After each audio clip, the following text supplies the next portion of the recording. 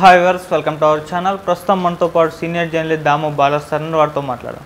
నమస్కారం సార్. నమస్తే సార్, రామ్ గోపాల్ వర్మ గారిని చంపడానికి లోకేష్ గారు ప్రయత్నించారని చెప్పేసి పోసాని కృష్ణమురళి గారు సంచలన ఆరోపణలు చేయడానికి చూస్తున్నాం సార్. అయితే దీంట్లో పాసిబిలిటీస్ ఉన్నాయంటారు సార్. లోకేష్ గారు నిజంగా చంపడానికి ప్రయత్నించారా?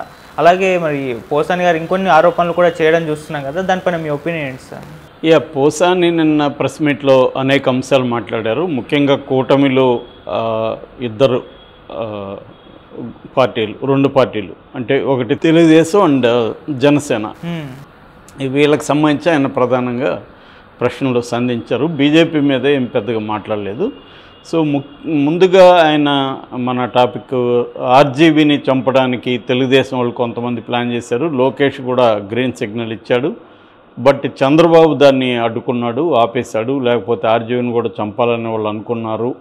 ఇది నాకు బాగా తెలుసు, ఎవరు అనుకున్నారు ఏంటి అనేది కూడా నేను చెప్పగలను అనేది ఆయన అన్నాడు. అది మేజర్ ఆరోపణగా మనకి అర్థం. ఎందుకంటే ఒక డైరెక్టర్ని హత్య చేయడానికి తెలుగుదేశం వాళ్ళు లోకేష్ ఆధ్వర్యంలో ప్లాన్ చేశారనేది చాలా తీవ్రమైన ఆరోపణ. నిజానికి అది మరి ఎలక్షన్ కమిషన్ ఏమన్నా సీరియస్గా తీసుకొని ఇతనికి నోటీసులు ఇస్తుందా తెలియదు. ఎందుకంటే అది హత్య ప్రయత్నం చేశాడని పెద్ద ఆరోపణ. సో దానికి వీళ్ళు చెప్తున్నది ఏమంటే వివేకానంద రెడ్డిని జగన్నే చంపించారని వీళ్ళు డైరెక్ట్గా హూ కిల్డ్ బాబాయ్ అని తో ఇంకా రకరకాలుగా వాళ్ళు కూడా నిందిస్తున్నారు కదా అనేది వీళ్ళు చెప్తున్నారు. సో మామూలుగానే ఎన్నికలకు ముందే ఇవన్నీ ఎప్పటి నుంచో ఆరోపణలు జరుగుతున్నాయి. అయితే ఇప్పుడు పోసాని ఇప్పటివరకు ఆరోపించలేదు. ఇప్పటివరకు ఈ ఆరోపణ ఎవరు కూడా చేయలే. రామ్ గోపాల్ వర్మని చంపడానికి తెలుగుదేశం నాయకులు ప్రయత్నించారన్న విషయాన్ని ఎవరు కూడా చేయలేదు. ఎందుకంటే అది లోకేష్కు దగ్గరున్న రాజేష్ అనే వ్యక్తి ఆధ్వర్యంలోనే ప్లాన్ జరిగిందనేది కూడా ఆయన చెప్పాడు. కొన్ని పేర్లు కూడా చెప్పాడు. సో మరి అతనికి అంటే ఇంకొకటి కూడా చెప్పాడు, పవన్ కళ్యాణ్కి ఎలా నిఘా వర్గాలు ఉంటాయో నాకు కూడా సినిమా ఇండస్ట్రీలో నిఘా వర్గాలు ఉంటాయనేది కూడా చెప్పాడు. సో మరి నిజంగానే ట్రై చేశారా, మరి ఎందుకు నిజంగానే చంద్రబాబుకు తెలిసేది ఆపేశాడా అనేది ప్రూవ్ చేయలేని అంశం. ఆయనే ప్రూవ్ చేయాలి. ఆయన ప్రూవ్ చేస్తానని కూడా అంటున్నాడు. మరి ఎలా ప్రూవ్ చేస్తాడనేది చూడాలి. ఓకే.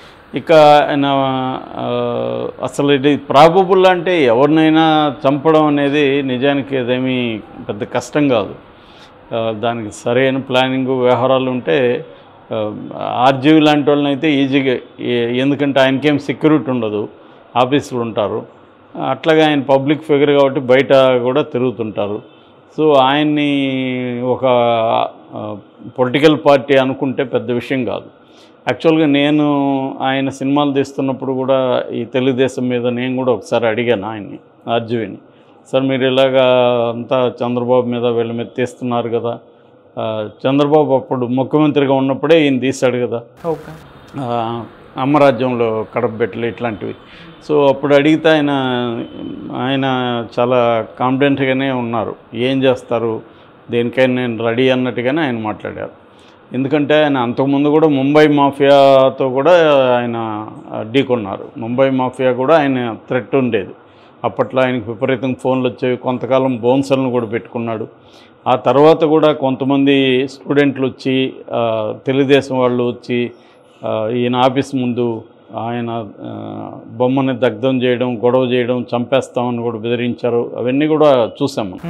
సో మామూలుగా ఏమంటే ఆర్జీవీ ఏదో ఒక పొలిటికల్ పార్టీ వైపు ఉండి మాట్లాడే వ్యక్తి అయితే కాదు. ఖచ్చితంగా ఆయన అది ఓపెన్గానే చెప్పాడు. నాకు జగన్ అంటే ఇష్టము, చంద్రబాబు అన్న, లోకేష్ అన్న, పవన్ కళ్యాణ్ ఇష్టం లేదనే విషయం ఆయన చాలాసార్లు చెప్పాడు. రెండోది తను కన్విన్స్ అయిన విషయాన్ని, తన పాయింట్ ఆఫ్ వ్యూని చెప్పాలనుకున్నది ఆయన చెప్పాడు.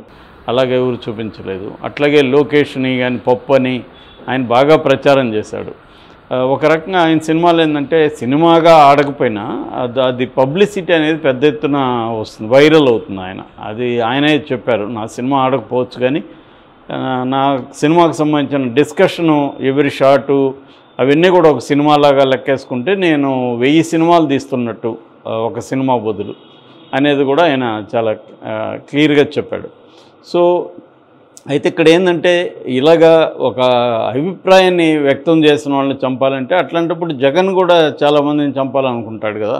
ఎందుకంటే జగన్ మీద కూడా వీళ్ళు అతి భయంకరంగా ఒక్కొక్కరు విరుచుకుపడడం చేశారు. అట్లాగే ప్రతి రాజకీయ నాయకుడి మీద ప్రత్యర్థి పార్టీ నాయకులు ఇలాగ మాట్లాడి ఇక్కడ కూడా చూసాము. కేసీఆర్ మీద రేవంత్ రెడ్డి మీద కేసీఆర్ వీళ్ళు కూడా తీవ్రంగా మాట్లాడుకున్నారు. సో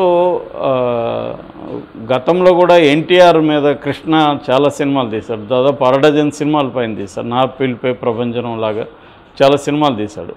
అప్పుడే నిజానికి ఇప్పటికంటే కూడా అప్పుడు ఎన్టీఆర్ని చాలా ఒక క్యారికేచర్ లాగా ఇచ్చేయడం అవన్నీ చేశాడు.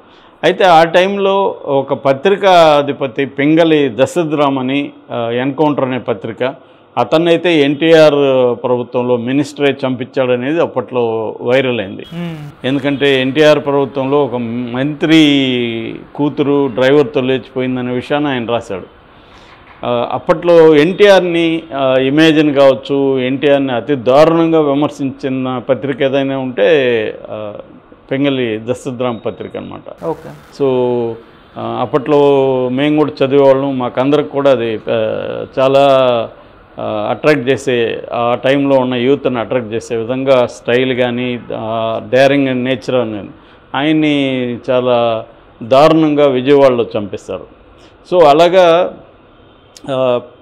పత్రికా వాళ్ళని తమకు వ్యతిరేకంగా రాస్తున్న వాళ్ళని చంపడం అనేది ఇండియా మొత్తంగా ఉండేది. ప్రపంచంలోనే 166వ ప్లేస్లకి వెళ్ళిపోయింది ఇండియా పత్రికా స్వేచ్ఛలు, అంత దిగువన ఉందన్నమాట. సో ప్రభుత్వాలకు వ్యతిరేకంగా, నాయకులకు వ్యతిరేకంగా మాట్లాడే జర్నలిస్టులని కొట్టడం కావచ్చు, చంపడం కావచ్చు, బెదిరించడం కావచ్చు మోడీ ప్రభుత్వంలో ఇంకా పెరిగింది. కేసులు పెట్టి జైల్లో పెట్టేయడం కావచ్చు, ఇది బాగా పెరిగింది. ఇంతకు ముందు కంటే కూడా పెరిగింది అనేది గణాంకాలు చెప్తున్నాయి. సో ఈ క్రమంలో ఆర్జీవి లాంటి వాడికి థ్రెట్ ఉండదంటే ఖచ్చితంగా ఉంటుంది. ఇప్పుడు లోకేష్కి చాలా కోపం ఉంది ఆర్జీవి మీద. ఎందుకంటే లోకేష్ ఆ సినిమాలను ఆపడానికి కూడా వ్యూహాన్ని దీన్ని చాలా కష్టపడి కొంతవరకు సక్సెస్ కూడా అవ్వగలిగాడు. కోర్టుకి వెళ్ళి చాలా వేధించగలిగాడు ఆర్జీవిని. అందరూ కూడా ఆశ్చర్యపోయారు, ఒక సినిమా కోసం ఇతను ఎందుకు ఇంత ఇది చేస్తున్నాడని. సో ఆ రకంగా తీసుకున్నప్పుడు జరగచ్చు. అట్లాగే కత్తి మహేష్ పవన్ కళ్యాణ్ మీద తీవ్రంగా విరుచుకుపడేవాడు. కత్తి మహేష్ కూడా యాక్సిడెంట్ కాదది, హత్య అని నమ్మేవాళ్ళు ఇప్పటికి కూడా ఉన్నారు. ఆ యాక్సిడెంట్ జరిగిన పద్ధతి, ఎందుకంటే డ్రైవర్ సీట్లో ఉన్న అతనికి ఏం కాలేదు, పక్కన కూర్చున్న కత్తి మహేష్ చనిపోయాడు. అంటే ఆగి ఉన్న లారీని ఢీకొన్నారు. సో ఇది ముందుగానే ప్లాన్ చేసుకొని కత్తి మహేష్ ఉన్న వైపే ఢీకొనే విధంగా ప్లాన్ చేశారా అనే డౌట్లు కూడా చాలామందికి ఉన్నాయి. ఇలాగా ప్రభుత్వాలను లేకపోతే కొంతమంది రాజకీయ నాయకులను టార్గెట్ చేస్తూ మాట్లాడేవాళ్ళు కావచ్చు, లేకపోతే వాళ్ళ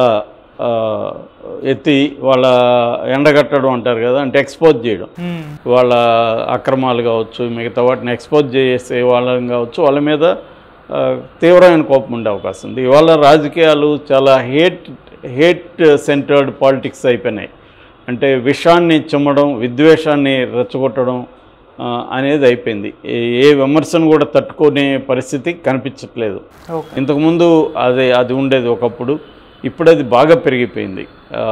ఏది సహించలేని తత్వం అంటారు, ఇంటాలరెన్స్ అనేది బాగా సమాజంలో బలంగా పెరిగింది. ఆ క్రమంలో చంపడానికి ట్రై చేసి ఉండొచ్చు. అట్లాగే మిగతా విషయాలు కూడా మాట్లాడాడు. ముఖ్యంగా పవన్ కళ్యాణ్కి 4 కాదు 5 మంది ఉన్నారని, 4వ అమ్మాయి పంజాబీ అమ్మాయి అనేది అతను చెప్పాడు. ఆ అమ్మాయిని కూడా ప్రెగ్నెంట్ చేసి విడిచిపెట్టేశాడని, 5వ అమ్మాయి కూడా వెయిటింగ్, అది కూడా బయటకు వస్తుందని కూడా ఆయన ఒక బాంబు పేల్చారు. అది ఎంత నిజం అనేది తెలీదు. ఏదేమైనా ఆయన ఓపెన్గా మాట్లాడే వ్యక్తి. పోసాని కూడా తను చాలా షార్ప్గా ఉంటుంది, ఎవరి మీద విమర్శలు చేయడం. పవన్ కళ్యాణ్ సజ్జలని వీళ్ళ మీద చాలా దారుణంగా మాట్లాడాడు కాబట్టి దానికి ప్రతీకగా ఇతను కూడా మాట్లాడాడు. అట్లాగే జగన్ మీద కూడా ఎప్పటి నుంచో పవన్ కళ్యాణ్ మాట్లాడుతున్నాడు. అతన్ని చాలా నీచంగా మాట్లాడే వ్యక్తుల్లో పవన్ కళ్యాణ్ ఒకటి, జగన్ని. సో దానికి ప్రతిగా పోసాని ఇవన్నీ చెప్పినట్టుగా అర్థం చేసుకోవాలి. Okay sir, thank you so much.